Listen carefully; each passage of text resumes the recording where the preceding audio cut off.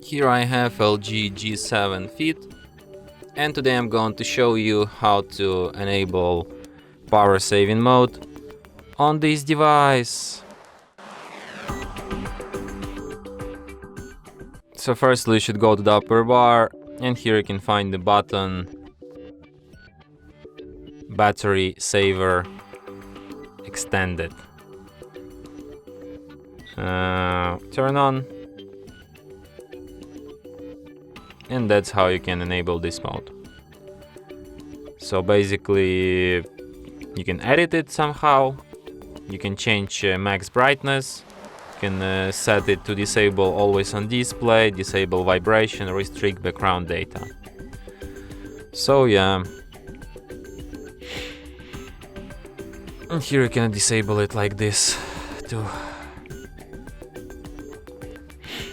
And that's it. Thanks for watching.